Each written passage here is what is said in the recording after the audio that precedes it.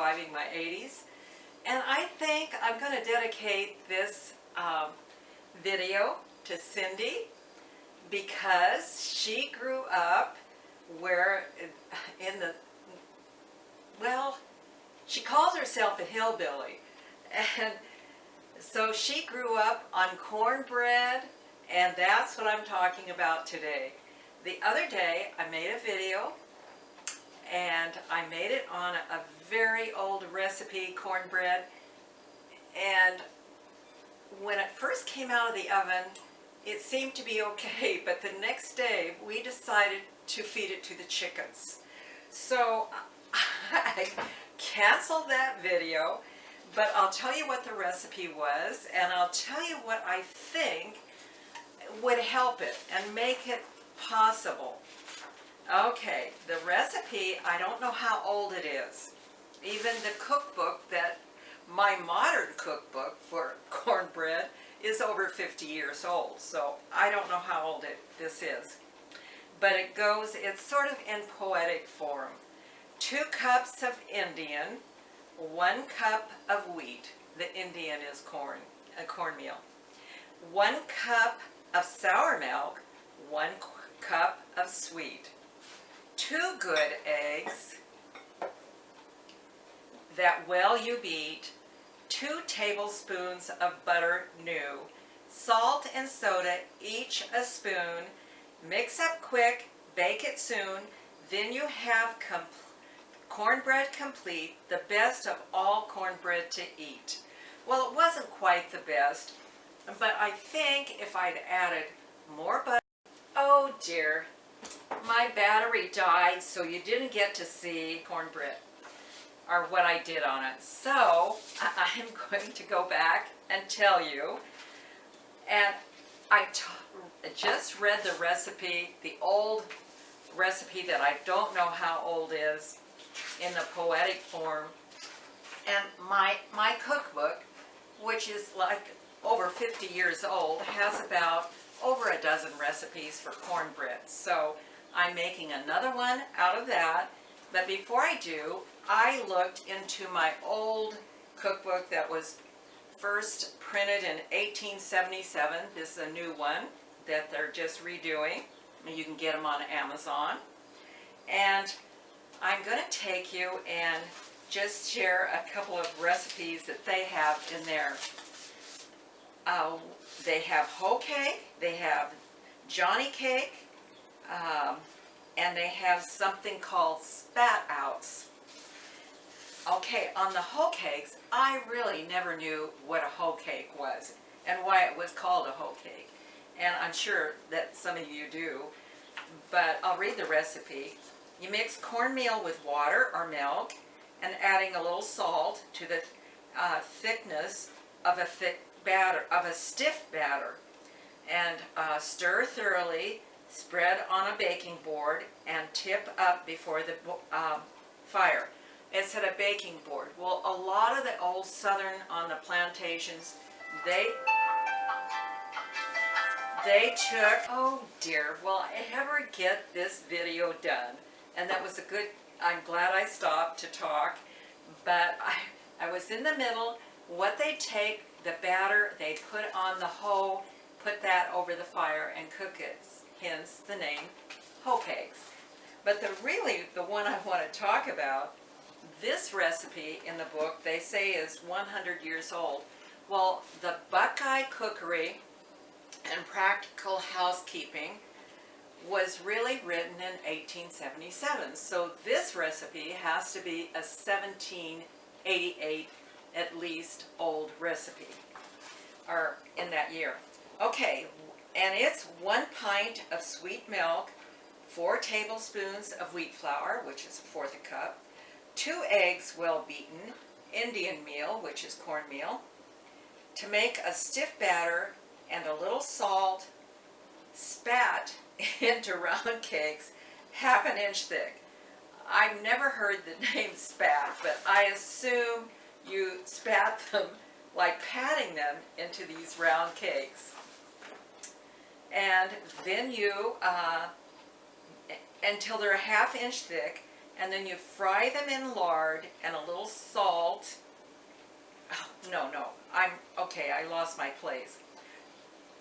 Okay, fry in lard like donuts, split and eat warm with butter. Sounds sort of good. But that's the spat cakes, and it's a very interesting cookbook. It has things in it for the parlor, housekeeping, general suggestions, clearing the table, management of help, utensils for the kitchen, the laundry, something about babies, hints for the well, hints for the sick room, and so forth. So it's a fun book. You might want to get one. Okay. Another thing I wanted to mention on the whole cakes, when Thoreau wrote Walden, he went into the wilderness and up into the mountains, and what he found he liked to make was rye, flour, and cornmeal, and he cooked those. And I have a recipe someplace for that, which I won't go into today. But the thing that I never knew about him is that his brother had just died of tuberculosis, and he also had tuberculosis, which he knew meant death. And so he went out into his wilderness, into the mountains, and he stayed for 3 years. And while he was there, he went into remission, and then he left and went back down into the city. I assume that he got married there, and finally the tuberculosis came back, and he moved his family to one of the coldest areas he could find. And again, it went into remission. And I'm not sure about this part of the story, but I think his daughter also died of tuberculosis. And at that time, 1 in 7 people died of tuberculosis. That's pretty sad.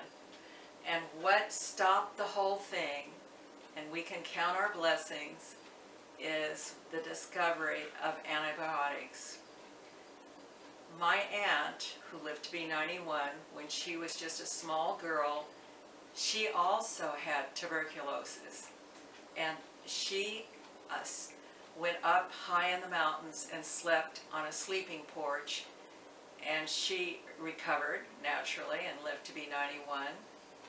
When I was in high school, an older man that had lived for us for quite a while, he died. He didn't die in our home. He was taken to the hospital, but he did die soon after that of tuberculosis, and we all then went down and were tested, and of course, naturally, we didn't have it. So, the part that you missed on mine, I'll read my recipe now that I made. And in my bowl here, I beat up 2 new eggs. They were actually laid this morning. I then took the contents, drained of a can of organic whole kernel corn, put that in there, and I put 1 cup of sour cream, and I didn't have quite the whole cup, so I added buttermilk to it. And then I had a half a cup of melted butter, and I like to melt my butter in the same pan that I'm going to be making that I am making my cornbread in, because it's now in the oven, and that sort of helps get my pan grease plus my butter for my recipe. And then I put that together and I blend it. Then you want to take your cornmeal, which was 1 cup, add a teaspoon of salt and a tablespoon of baking soda, blend that up, and then put that in, stir it around, and then the last 2 items that you do, and I had grated up 1/4 of a pound of cheese, and they suggest cheddar, jack, or mozzarella. and I put in Colby Jack. It's a little between the cheddar and the Jack.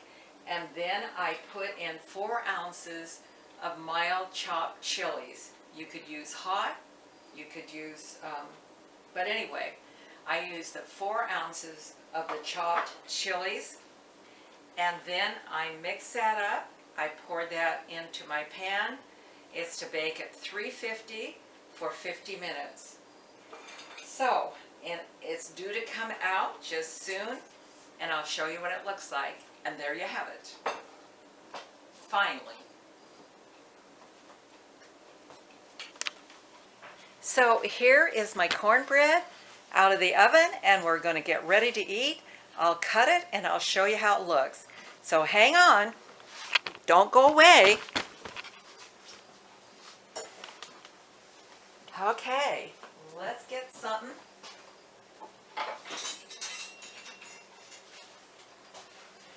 And let's cut us a piece. It's actually cool, has done some cooling down. And it smells, by the way, good.